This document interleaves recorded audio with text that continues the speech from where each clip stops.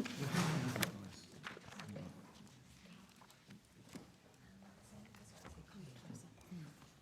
ACIC has a small number.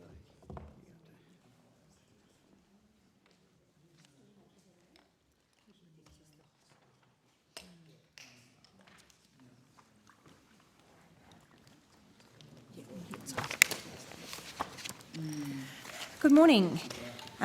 I welcome representatives of the Australian Criminal Intelligence Commission, the Australian Federal Police and the Department of Home Affairs. Thank you for taking the time to give evidence today. Before I go into the usual information at the start of a session like this, I note that there is to be some submissions from the Australian Criminal Intelligence Commission that will need to be given in camera. It is my suggestion that we do that at the end of the session, and we will take a short suspension immediately before we go into that in-camera session to provide an opportunity to check that we've properly cleared the room. Those people who are from agencies that are appropriately authorised to hear that information don't need to leave the room, but members of the Secretariat will conduct that checking during the suspension. All right. Information about parliamentary privilege has been provided to you and is available from the Secretariat. I remind senators and witnesses that the Senate has resolved that an officer of a department of the Commonwealth or of a state or territory shall not be asked to give opinions on matters of policy and shall be given reasonable opportunity to refer questions asked of the officer to superior officers or to a minister. This resolution prohibits only questions asking for opinions on matters of policy and does not preclude questions asking for explanations of policies or factual questions about when and how policies were adopted. The committee has received the department's submission as submission 3. Are there any corrections or changes that are required to that submission? No. Okay. For the Hansard record, would you each please state your full name and the capacity in which you appear today? We'll start with Ms Holborn. Vanessa Holborn, First Assistant Secretary, Aviation and Maritime Security, Home Affairs. Mr Phelan. Michael Phelan, the Chief Executive Officer of the Australian Criminal Intelligence Commission. Excellent. Deputy Commissioner. Ian McCartney, Deputy Commissioner of AFP for Investigations. And Brett Corning, Deputy Commissioner Operations, AFP. Excellent. Ms Loan. Leanne Lone, Assistant Secretary of the Maritime Training and Car Security Branch in Department of Home Affairs. Thank you. And Steve Leber, I'm the Assistant Secretary for the National Security and Law Enforcement Branch in Legal Division at Home Affairs. Thank you very much. Would you like to make a brief opening statement before we go to questions? Yes, thank you, Chair. Thank you. Serious and organised crime is a major threat to the Australian way of life and causes enormous human suffering. Airports, seaports and offshore facilities are gateways for organised crime to import weapons, illicit drugs and other harmful goods into Australia. Serious and organised crime groups target trusted insiders working in these environments to help facilitate the movement of illicit drugs and avoid law enforcement intervention. The ACIC will provide further information about the trusted insider threat. The Aviation and Maritime Security Identification Card schemes, ASIC and MSIC, are an essential part of securing the aviation and maritime and offshore facilities sectors from acts of terrorism and other types of unlawful interference. Whilst ASICs and MSICs have successfully deterred unlawful interference, the scheme's current scope has left Australia's airports, seaports and offshore facilities vulnerable to exploitation by serious criminals.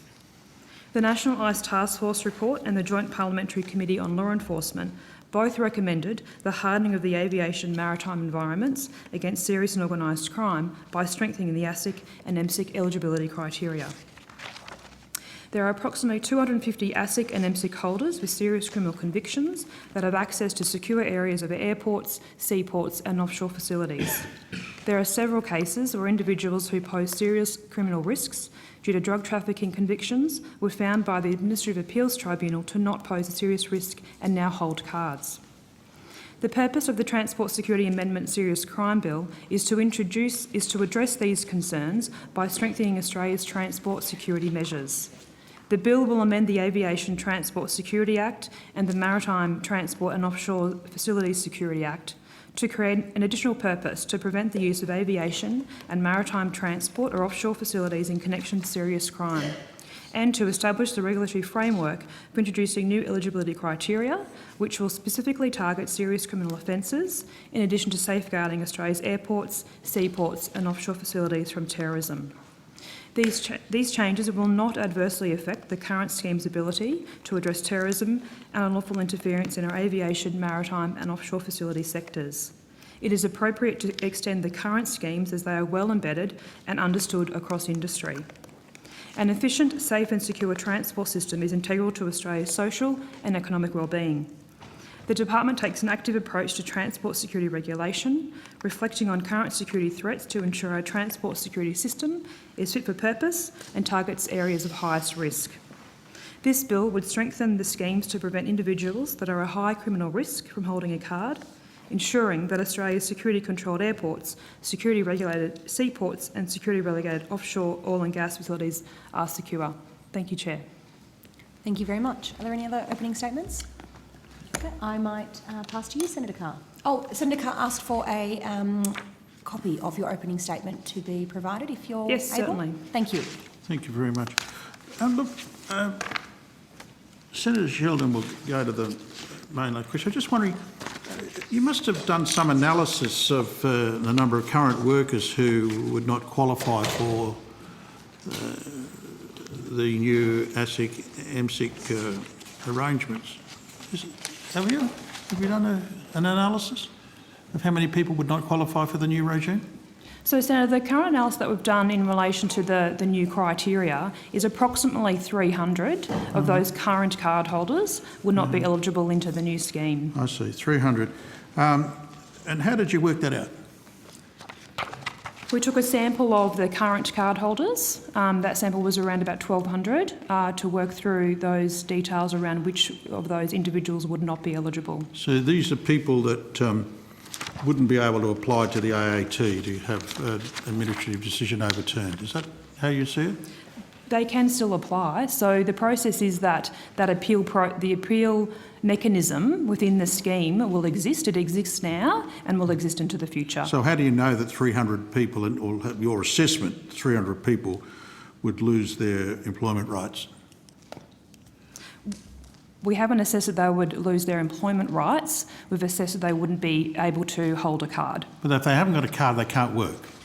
They cannot work in a secure zone of an airport or a seaport. But that effectively would mean they're off, that they couldn't be employed as they are at the moment. Their employment may be different, yes. So where would they be working in your judgment? That would be up to the That's up to facility them. operator as to Facility. where they might be able to work in that So facility. they could also be out of the industry, couldn't they? Possibly. Yes.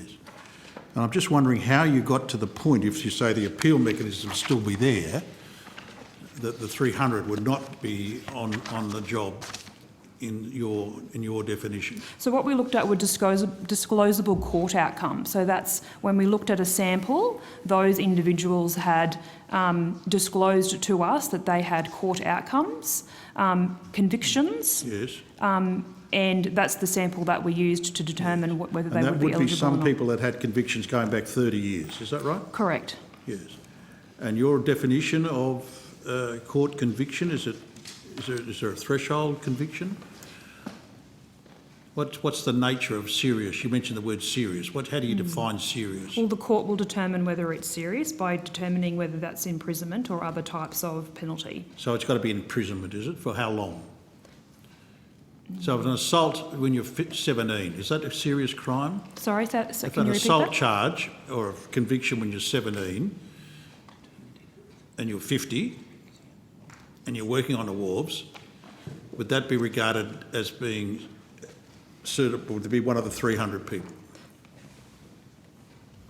It could have been. So if that person has had a conviction in their past, Yes. then it remains on their history, which is Yes. what we would review.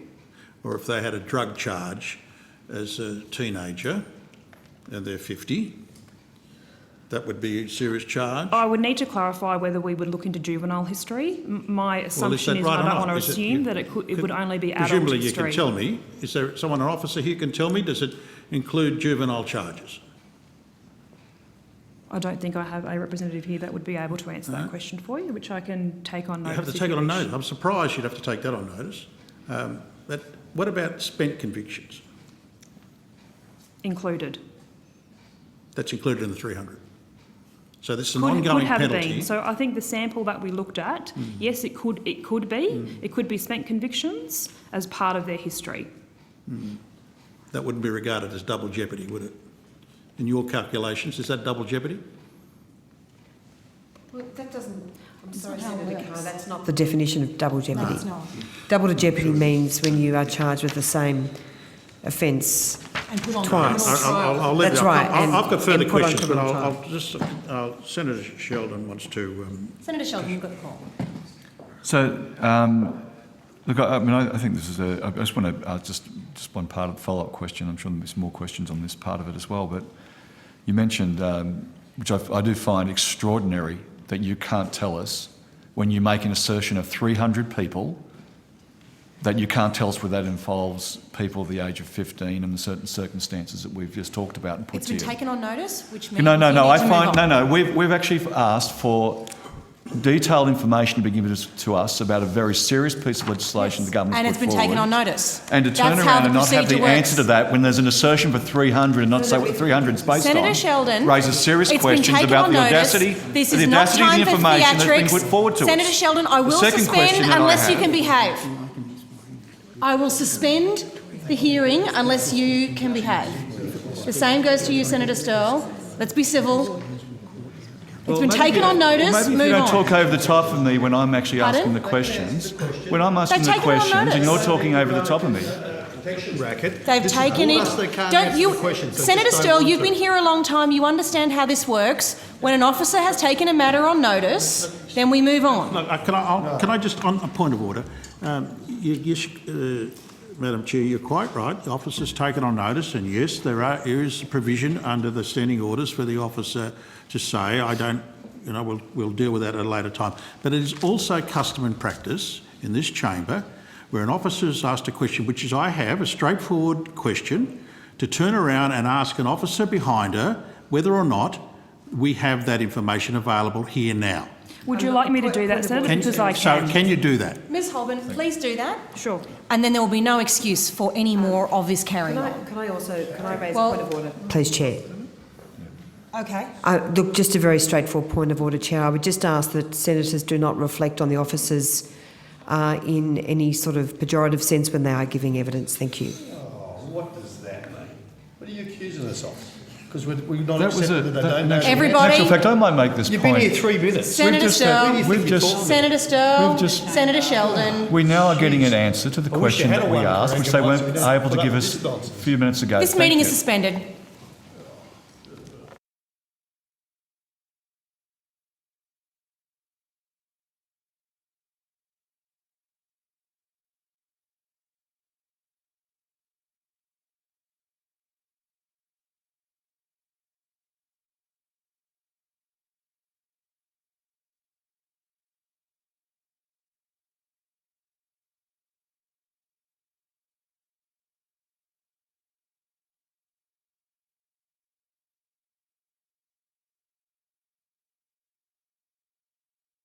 Resumed. Ms. Holborn, did you find an answer to that So question? the information that I was given is that it will depend on the offence and whether it was disclosable. I need to follow that up. This is incredibly important. See, that's not an answer. In your 300, how many, on your assessment, how many are for juvenile offences? I don't have that detail, Senator. And that's what I'm surprised by is an officer can't tell us. The minister has made a statement to justify this legislation that there are 300 people here with links to terrorist and organised crime, and you've reinforced the statement with your survey, and you can't tell us how many of those 300 are actually for juvenile convictions for theft, presumably. It's a serious crime, a jail sentence, an assault, a fight in a pub, as we've just heard. How many of them fit into that category? I'm surprised you can't do that. Can I clarify? Please do. The analysis that we have done as a department has come to that conclusion of around about 300. There was analysis done at back half of 2019 by ACIC, which may then be provided at a point in time, that articulates a different sample So I think, to be very, very clear, my answer is in relation to the modelling that my department and my division has done to look at the new criteria and what the bill is intended to do. That number is around about 300. I notice that the Minister doesn't say a roundabout. The Minister's quite specific, claiming to be based on specific intelligence information. You know, it's not this language that you're using, Ms Halban. But anyway, I would ask that Senator Sheldon can follow up. I think with the Mr question. Phelan's got a matter to add. If I may, Chair, I was just going to add a point of clarification, Senator. Yes. The statements made by the Minister in October of last year 23, were based on our intelligence assessment, so not the sampling done by the department. So I should ask you the question then. When we get round to it, absolutely, Senator. I've never known an officer to be so keen to volunteer. So I'm very pleased that you've done that. Thank you. Thank you very much. So the 300, how many of them are juveniles? Out of our assessment, I don't know at this stage. But look, if you don't mind, Senator, I think, just for clarification, as you know, in our protected submission we put forward to the committee, I probably think it's important that I put a lot of that data on the public record. I don't want to go to your confidential elements. I'm not asking you to breach any of that, but you've made a public statement. The Minister's made a public statement based on the advice that you've provided him with. Yep. You've now publicly said you've provided that information. I'm asking you a pretty simple question.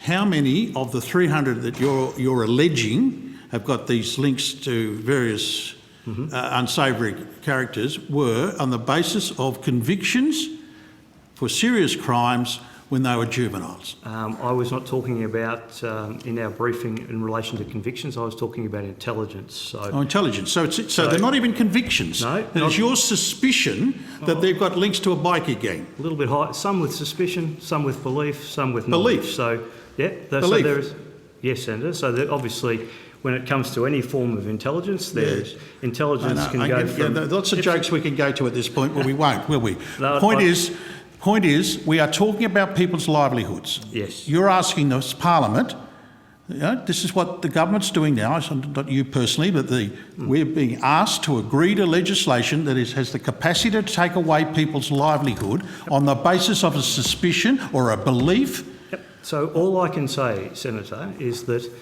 of the analysis we did of the over 250,000 people that have both ASIC and MSIC, and we didn't distinguish between the two of them, we looked at all of them. So anybody that has access, and I can talk in a moment about the threats in relation to the airstream and the ports and what it means for our country, but in terms of, we've examined all, at a point in time, so I think it was midway through last year, we looked at all 250,000 people that have ASIC and MSIC cards, ran them through our systems, so in terms of our national gangs list and our national criminal target list. Now, at this point in time, those two lists, the National Criminal Target List has about 2,900 individuals on it. Those individuals are involved in serious and organised crime in one way or another, have been convicted, may not have been convicted, may have been charged, are associates with, and people that we have, when it comes to the National the NCTL, it's a pretty high level of knowledge as to whether or not we think they're involved in serious and organised crime. That's why the list is so small. It's only got 2,900 names on it. Our next list that we ran them through was the National Gangs List, which has 7,400 individuals on it that are either patched members or associate members of bikies gangs in Australia. So outlaw motorcycle So that's someone wearing colours, That's someone wearing colours or an associate. Okay, so not their relatives, an actual associate member, so not fully patched yet. We've got a fair idea in this country who they all are, give or take 10 or 20 or so. So we ran their names through those lists.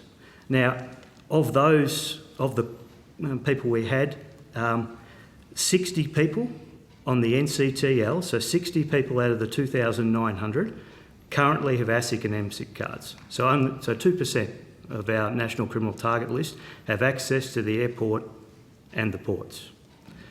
On the National Gangs List, so these are people who are members of bikie gangs or associates, it's 167 OMCG members or associates are members. So you add that together and it comes up to 227. Then we had another 49 who are tangentially related to those groups, who are relatives, close relatives, brothers, sisters, etc. And that brings the list up to 276. So that's the list. Are you really saying that if they're a relative? But I was quite clear. I want to be clear. Yeah, I want to make sure I've understood your evidence. Yeah. A relative shouldn't work on the wall. No, I didn't say that, Senator. All I said was I just gave the factual information that there are relatives of people. I didn't say these people wouldn't be eligible. That's not our assessment. No, but the minister has made it quite clear that's the basis for this legislation. Well, there's still more to come. Yeah. So out of this is at a point in time last year, so these people still have ASIC and MSIC cards. So it's a large population of our people on our list, 2%, but it's a very, very minor sample of the whole population of those that have ASICs and MSICs. So all the good people that work on the wharves and the airports that we've been talking about, it's less than 0.01%. Actually, add another zero to that, because it's only 200 odd that have criminal intelligence that work with serious and organised crime that have ASIC and MSIC cards out of the 250,000. So, and then if you look at other data that we ran through, which is different from the department, because remember they did a random sample, we checked everybody, okay, against our lists. Now out of that list there's potentially 2,800 people that have charges that potentially fall within the legislation on different tiers. I can't tell you which ones are juveniles. We could go back and I can check that information. I can tell you though that out of all of those, we don't know which ones would meet the threshold set by the department, because it's up to the department to set the threshold for whether or not someone should be issued an ASIC or an MSIC based on these figures that we're giving. I also, I listened before about information or evidence given around, I suppose, the ability to appeal against criminal intelligence. Okay, sorry, if I just go back. This is what I assumed, given the high level of targets, but none of the 276 people on the NCTL or NGL are juveniles. It was just handed to me then. So I suspected that, given that there's not too many 17-year-olds that we would have involved in serious and organised crime at that level. People have been charged, but that doesn't put them on our gangs list. Everybody who's been charged doesn't necessarily go on our target list. So I just want to clarify something on that answer. Yep. Is it, because we're talking about people that are put on the list that have, may have been in a fight, may have been in an issue when they were a juvenile, and then remaining on this list some years later. I'm not talking about people who are on the list that now that, thank you for if the answer is that there's no one that's under a juvenile that's on the list, but as we're talking about other people that have been convicted whilst juveniles, and years later are could well be, now on the but list. you don't get on the NCTL or the National Gangs List for being in a fight. Okay, you get on the National Gangs List by being a member of an outlaw motorcycle gang. You get on the National Criminal Target List by being an entity, an individual involved in serious and organised crime. Just so I'm clear, the 300 figure that's been was given to us before. This around by the 300, department or our intelligence? By the department. Yep. Are any of those 300 juveniles that were involved in a fracas when they were juveniles and are on that list as a result of breaching when they're juveniles, and now they're adults? They may be 20, maybe 30, maybe 40, they might be 50. Senator, I've already said that I'll take them on notice. No, I just want to clarify from my head with. So I'm just. We can check that for you. I'm not suggesting you've already said the answer, and I appreciate that. No. I was just clarifying in my head that where the two figures were different, and that the juvenile list wasn't the same juvenile list that you're talking about. Yeah, two totally different. We were not involved in the process that the department did for working out their sampling. All I'm giving is the factual information in relation to people that we believe or know or suspect are involved in serious and organised crime, and how many of them have ASIC and MSIC cards. And I suppose to give that a little bit of context, which is what I wanted to talk to before, if I may, Chair, is that if we talk particularly around drugs in this country, which is extremely harmful to our community, We're different than a lot of other countries in that we can pretty easily say how much has come from overseas and what's been domestically produced. So, for example, 100% of our cocaine, so around 5 tonnes a year that come into this country, comes from South America. We also know that 2 tonne of heroin all comes from overseas because none is manufactured in this country. So it either comes from Southwest Asia or comes from Southeast Asia, a little bit from Mexico. But either way, it's got to come through the airstream or the ports. And importantly, the crisis that's facing our country at the moment when we talk about ice or methamphetamine, conservatively, through our analysis of wastewater that we do, we say that tonnes roughly gross of methamphetamine is used in this country. So it comes to around 10 tonne pure ends up coming through. So if we work out roughly, which we do, how much of that is imported and how much is domestically manufactured based on, and even then, if something is domestically manufactured, the precursor chemicals come from overseas, from mostly India or China, then you're talking about another 12 tonne that has to cross the borders into this country. Serious and organised crime cannot, and I'll say categorically do not, operate in this country without facilitation through the airstream or the ports. They do not take pot luck at getting stuff through the system. They have facilitators inside that help with those operations, and those facilitators are everybody from, potentially the person right on the wharf to person in the control room or person in management. And we've got some examples that I'm more than happy to put in camera later on, but I want to put as much... But, Mr. Mann, how much of this stuff comes through on vessels of flags of convenience? That would depend on... I couldn't give you the exact figure of that, Senator. It really depends, because organised crime are opportunistic, right?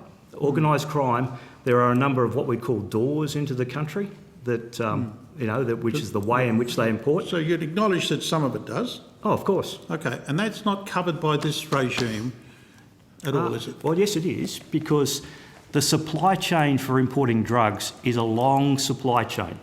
Okay, that supply chain exists overseas, so you've got things that we can or can't control through to manufacturer, logistic supply chain into Australia, maybe a flag of convenience ship that brings it in here. But then, once it's landed, it's still got to get from the port through to wherever to distribution. Mm-hmm. That component is essential to the supply chain as well. And they're your logistics operators, your people working on the wharves, including, for example, as minor as a spotter. Right. Do you know which ones have gone to the... So, Mr. Mann, why aren't, in your judgment, flags of convenience covered by this regime, the existing regime, not the amended regime, the existing regime? In terms of them having an ASIC or an MSIC card? Well, one is trying to verify would be difficult. So in Australia, the way the ASIC and MSIC cards are issued at the moment, it's through verifiable information. So requests come into the ACIC like everybody else. We do 6 or 7 million criminal history checks a year in Australia, and those checks go back to the department, and then they make their assessment accordingly. So we don't make the assessment, they do. No, but you do the intelligence work. We do. Surely that must be a matter of concern to you, that there's such a gap in the system. It is. It's a gap from the beginning of the system to the end. And that's why, as far as we're concerned, when it comes to serious and organised crime, closing every single gap in there, we've got to do our best we possibly can to be able to do that. And ASIC and MSIC cards, for some people, when I'm talking about a very small percentage of the 250,000 that have them, is a vulnerability for us. And that's why it would be my assessment that in order to fortify this bill and fortify the regime around ASIC and MSICs, if you're looking about serious and organised crime, and we're talking about a business in this country, particularly drugs, at the retail level, which is $10 billion a year. Mums and dads, uncles, aunts are parting with $10 billion worth of cash a year to pay for their drugs, of which nearly 95 to 98% are imported through those two, through either the airstream or through cargo. We need to do every little bit we can to try and close those loopholes. And that's all I'm saying. But I'm also saying that, you know, I heard evidence before about checks and balances. There is no way the ACIC, if we were to give, say, for example, a criminal intelligence assessment or a qualified criminal intelligence assessment or something along those regimes, akin to what ASIO does for security assessments, that we would not want that to be properly open to scrutiny on the facts before the AAT. I would think that that would be appropriate. So there'll be no kangaroo court by our organisation to make random assessments that wouldn't be subject to some Given sort the of appeal. history of human rights in this country, that's a very big statement for you to make. Well, I'd like them. Well, I do believe in the our system of democracy in this country. We're not saying this directly to. We're saying as a position of what the senator's saying. You're taking responsibility for every agency and every operation. No, I'm talking about mine. I'm saying. It's not personally. We're not reflecting on you as a person. All right, one at a time. I can't understand who's talking. I'm behaving. May I have the call? I like positive reinforcement. Senator Sterle, you have the call. Just one quick one. Thanks if I can. Thank you, Chair. But Mr Fillon, and you touched on this, and this has come out of previous Senate inquiries in this building, in this chamber, that the biggest problem that we have is the flags as convenience vessels. These are not Australian crews.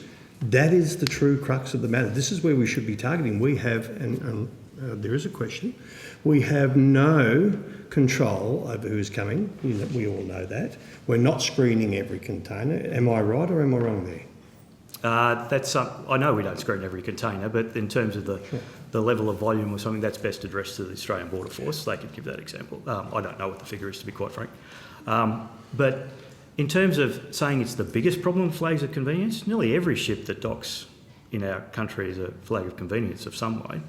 But giving, like I was about to say before, giving someone a criminal history check or an intelligence check for those individuals, I couldn't do it. It's not verifiable. No, but if I may, Mr Fillon, if I may, and with the greatest respect to our intelligence community, because they're doing a fantastic job, make that very clear.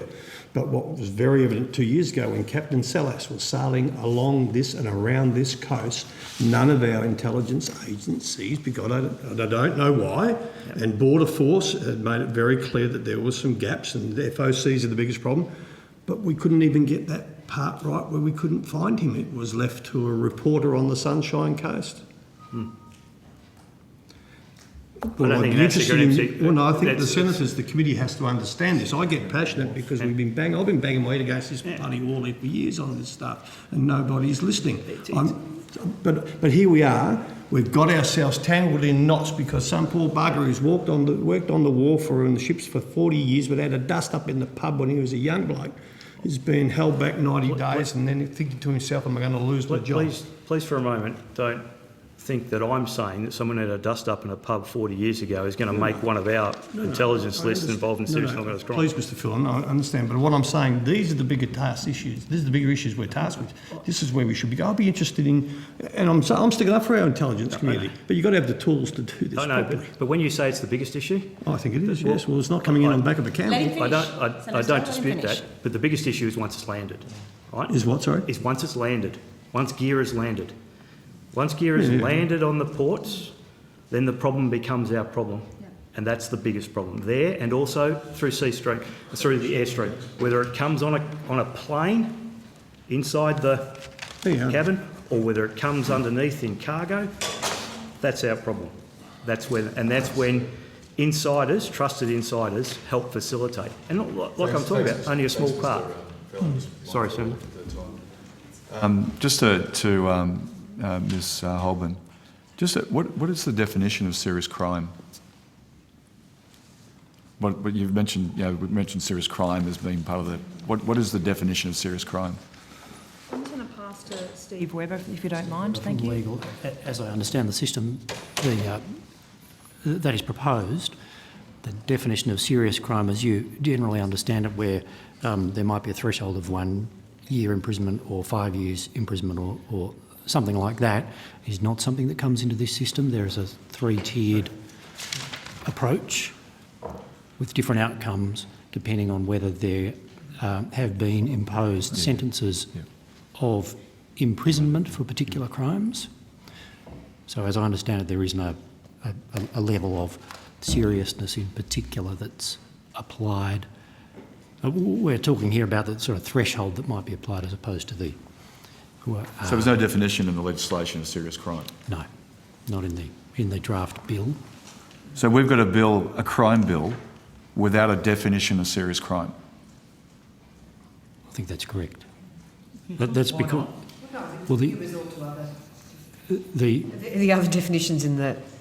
The bill contains the mechanisms to allow the system to operate under the regulations.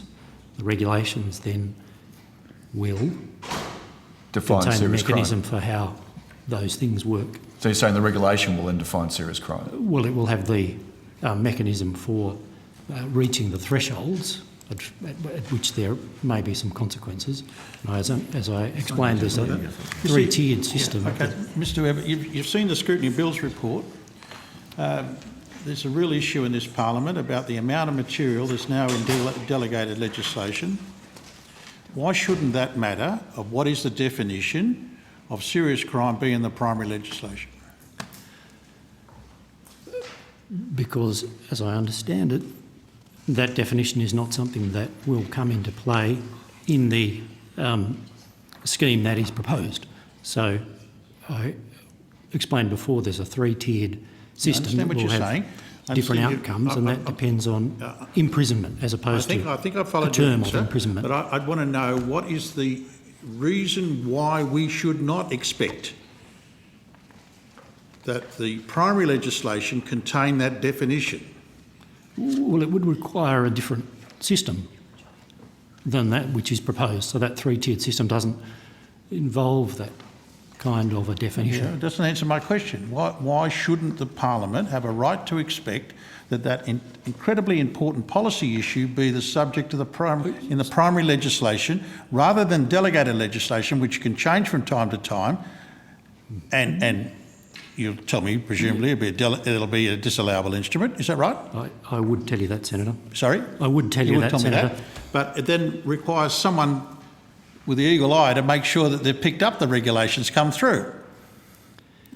It transfers the power from the Parliament to the public service, does it not? Yeah, so your question moves from the particular whether there is a but serious a very offence specific definition, but question you're really here. talking about whether the whole system should be transplanted Why into shouldn't it the be?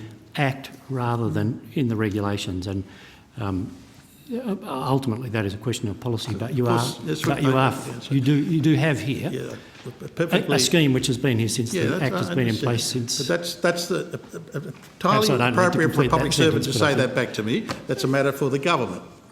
Right? Why it's not. But that to me is a real issue. Why isn't this question of such an important policy matter not in the primary legislation, and why is it the case that we can't see a definition prior to passage of this legislation? So the regulation could go to the point of defining serious crime. It goes to the point of defining serious crime in a particular way in the tier system that you just mentioned.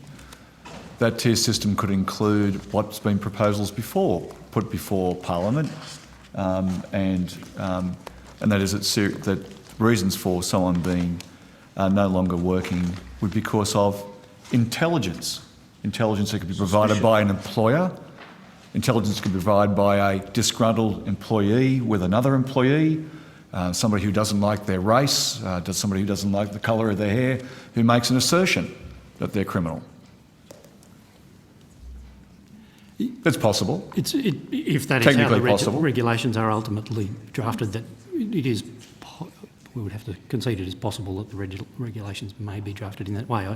But for clarification, Mr. Phelan, is that something that is regarded as an intelligence matter of concern, or is there a filtering process that is designed to work out what is a kind of malicious, disgruntled co-employee versus serious criminal activity? If such a regime existed, Chair and Senators, that put a burden on the ACIC to create a criminal intelligence assessment or a qualified criminal intelligence assessment, that we would qualify heavily something like that before And, you know, if we were It's to not put... up to you, is it? Well, no, I think, well, if the legislation was such that it was the ACIC's responsibility to do so, akin to what ASIO does with security Mr. Phelan, checks... But that's not what the legislation proposes. You don't I have know. the authority to do that.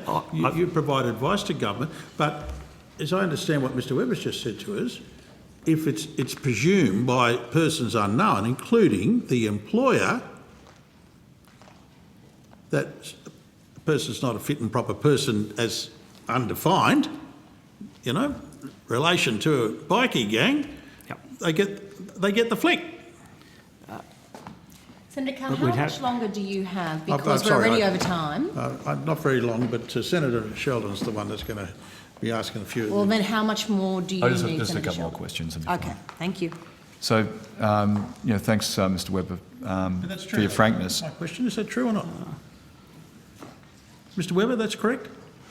I'm sorry, Lost track of the But question. an employer can, on suspicion, or doesn't have to define what the reason is under this regime for a person. I don't understand that to be the proposal, no.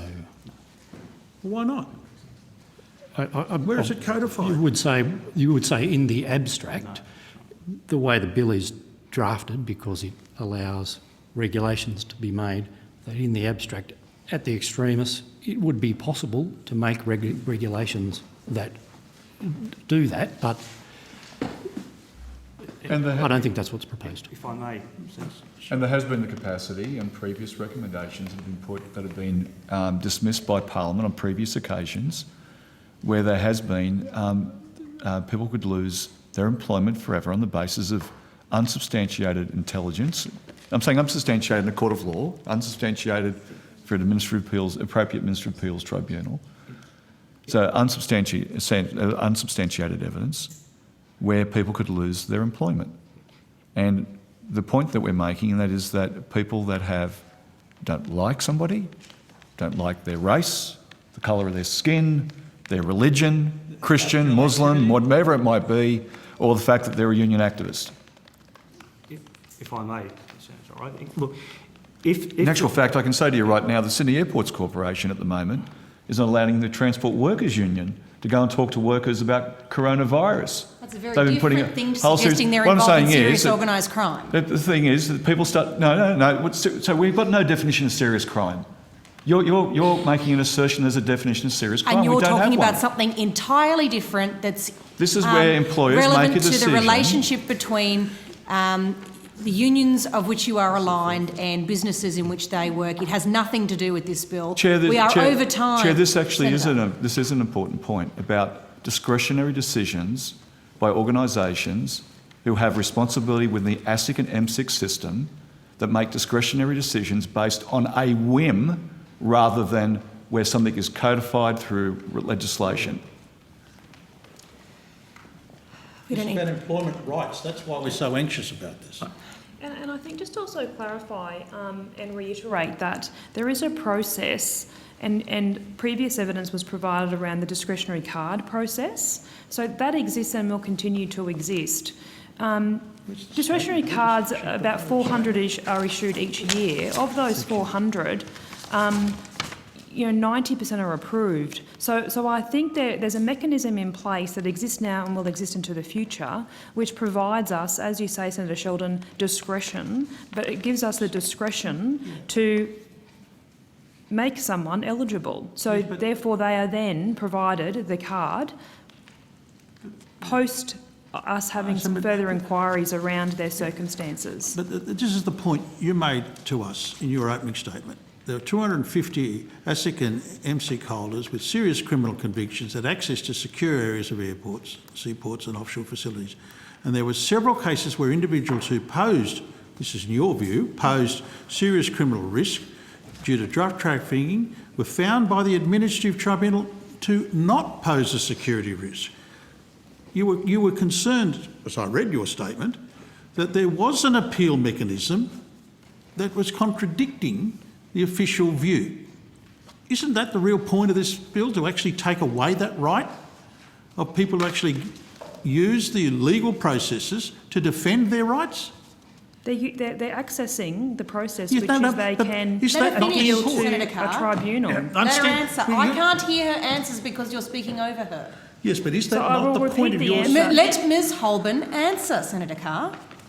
That demonstrates that the scheme allows those individuals to pursue further inquiry by the department and also then through a tribunal to access and have a card.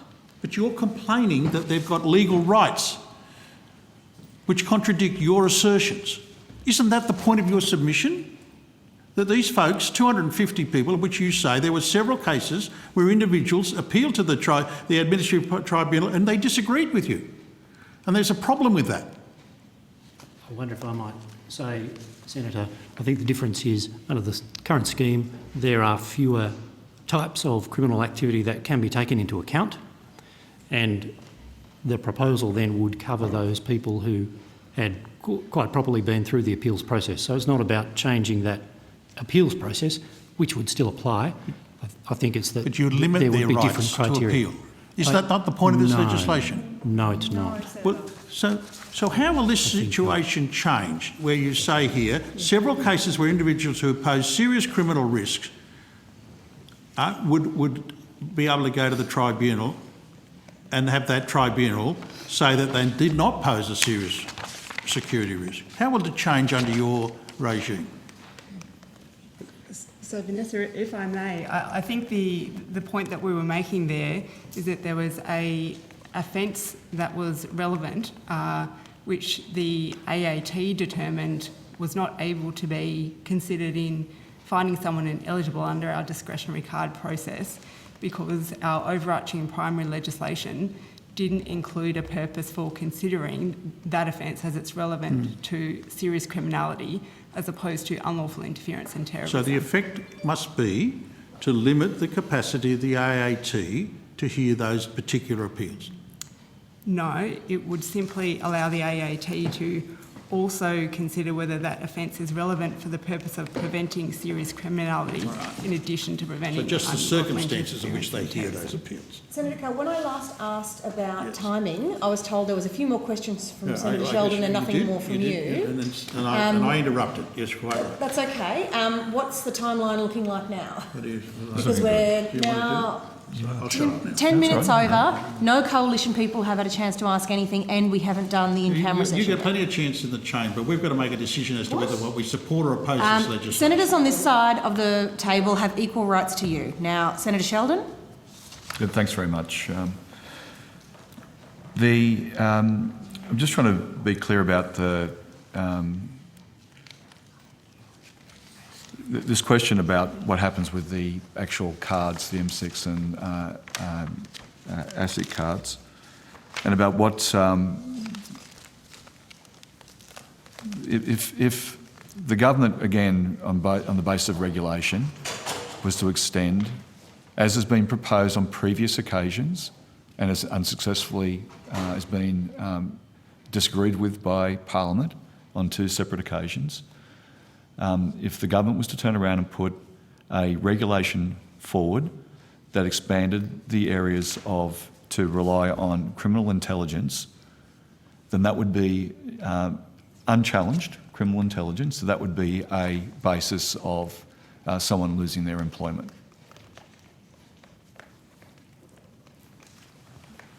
So that is not the proposal that we're putting forward at this point in time. But there So- is a capacity for the regulations to be changed in the fashion and not been brought before Parliament through, because you have not got a definition of serious crime.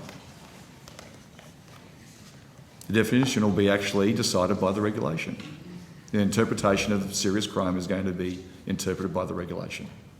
Can I, sorry, Chair, can I just clarify that, of course, these regulations come before the Parliament, and there is an inherent right of the Parliament to disallow any such regulations. So it's not the case that they are outside the confines of the Parliament. Yes, fair point. Well, quite clearly, there's been a series of debates about the concerns about regulations being. No, I before understand the Parliament. point. I understand the point, but I just want to make the factual. There is a very fundamental One person at a question. time. I just want to make, sorry, Senator Sheldon, I just want to make the factual point that it's not, the regulatory regime is not outside the confines of the Point. Parliament. Senator Sheldon has the call. And this is a very important point, and that is that the legislation does not have the most fundamental requirement to say what a serious crime is. Yeah. That is We've a canvassed that, fundamental and we're short on problem time, Senator with the Sheldon. legislation. We've canvassed it, we're short on time. If you could move on and cover what you need to, please. Good done. Thank you very much, Madam Chair. Thank you, Senators. Senator Henderson. Thank you very much, Chair. Look, I would just like to go to the new proposed eligibility criteria to be specified and really just try to understand by way of summary the basis for the bill and what are the gaps in criminal background checking at present because the bill will introduce a number of new offence categories such as offences relating to anti-gang or criminal organisation legislation, the illegal importation of goods, interfering with goods under customs control and foreign incursion and recruitment. So these are not offences currently covered. Can I understand why it is necessary to expand the eligibility criteria? So, Senator, the bill at the moment, as we've discussed, will expand the purpose of the ASIC and MSIC scheme to also preventing serious criminality at our airports and seaports. Yes, but why is it necessary? Why are these amendments necessary? So they're necessary because, as our ACIC colleagues have discussed and Vanessa mentioned in her opening statement, our airports and seaports, and in particular our secure zones in those locations, are being used as a safe haven for serious criminal conduct. So we think it's appropriate to strengthen the eligibility criteria under the scheme to also target serious criminal offending.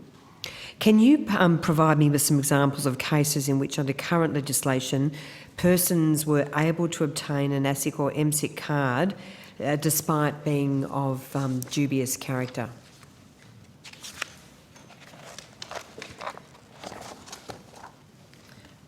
Yes, Senator, sorry. One example is that we have a current card holder applied for an MSIC in 2019, was considered eligible for a card under the existing criteria. From 2005 to 2018, this applicant was convicted of 3 separate offences, one of those being carried dangerous goods on board an aircraft, was convicted of that offence. Under the new regime, under the new criteria, that person would not be eligible given the differentiation of those offences in the criteria.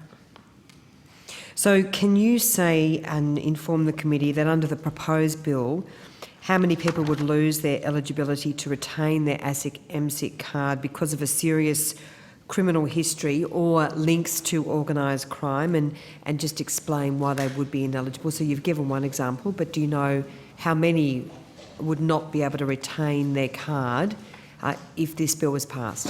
So I think that refers to previous evidence around the 300 number, which was the sampling that the division did this year, in January of this year, and had a look at that sample of current card holders and those that would be ineligible. So we're estimating that's about 300. So obviously, can I just clarify with you that people who do not have a criminal record but are nonetheless known to be involved in criminal activities, they will be able to be denied an ASIC or MSIC card under this legislation? No, Senator. So it relies on that person having been convicted of an offence, not the link or alleged conduct.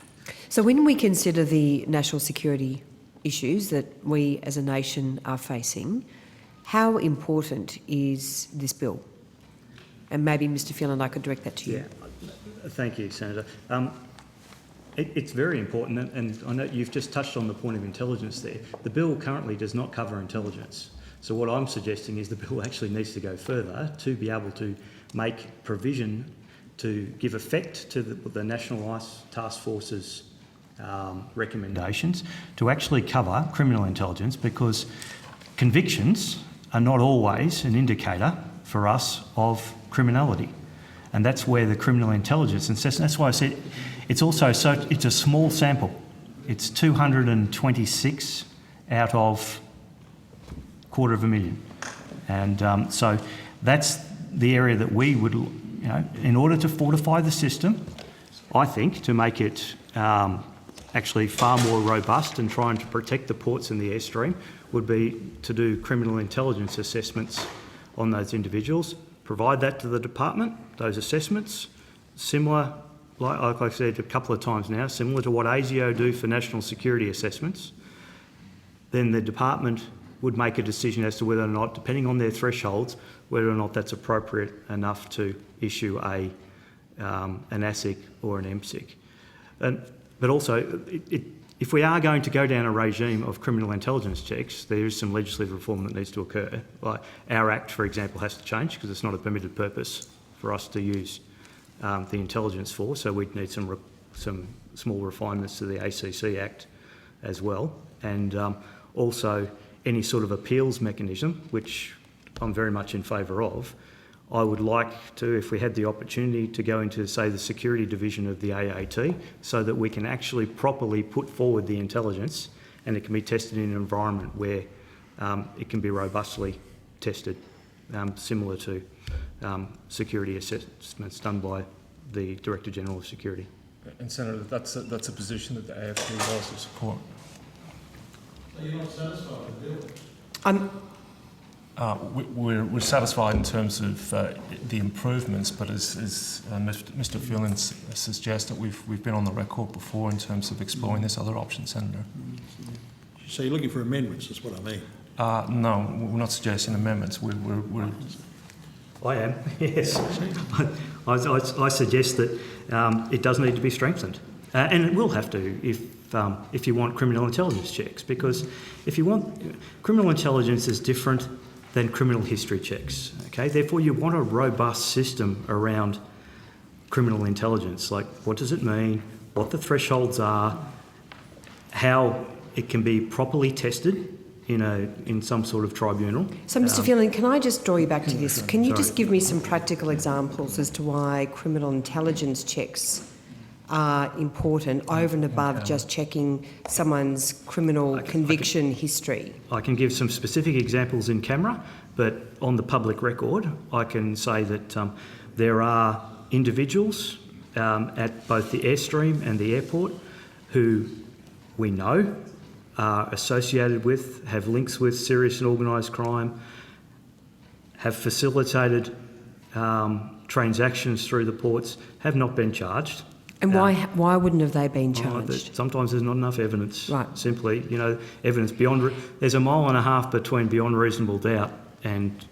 Okay, so sorry, Senator Carr. When you talk about links, can you explain what you mean by links? Are you talking about someone who might be a sibling of someone who's been convicted, or someone who's in a similar organisation, or... Yeah, I'm excising out, for the purpose of this at the moment, relatives, right? Because I don't want to get people too confused to say an association is a relative. Let's forget about them for a moment. We're not talking about members of the family. No. We're talking about... Could you explain what you are talking about when you talk about links? I'm talking about members of criminal groups who have not yet been convicted. I'm talking about members of bikie gangs who we know transport cash, pick up drugs, facilitate meetings, provide security at meetings, operate as lookouts on the ports, at the airports, facilitate things like baggage handling and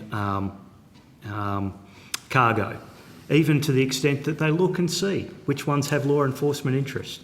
So if you can tell, for example, which items have moved off to be checked, well, then you can quickly put up the flag and say, right, don't go anywhere near that container, it's dead. Right? Those people may not have been convicted of anything, but they have so there are associations that provide a serious risk for us. And like I said, it's only a small amount, very small. And can you quantify in terms of the sorts of level of crime that's occurring at the moment that through our ports and airports? Yeah, well, as I said earlier on, $10 billion worth of drugs at the retail level is at least coming through ports and Airstream, so both cargo and passenger movement, mostly. Where there's no law enforcement response? Well, obviously, sorry, I don't want to sound pejorative, but obviously because someone's using it, someone's sticking it up their arm or up their nose, so it's made its way onto the streets. Now, law enforcement, the AFP do a fantastic job at interdiction. I mean, for last year, for example, the AFP and its partners overseas and Border Force seized more than 120% of the required Sorry, we're going to amount. have to just sit. Sorry, Mr Chair, we have to finish. We'll suspend the hearing. Sorry to keep you for a period longer than the program initially indicated, and we will return following the division. Hopefully there's only the one.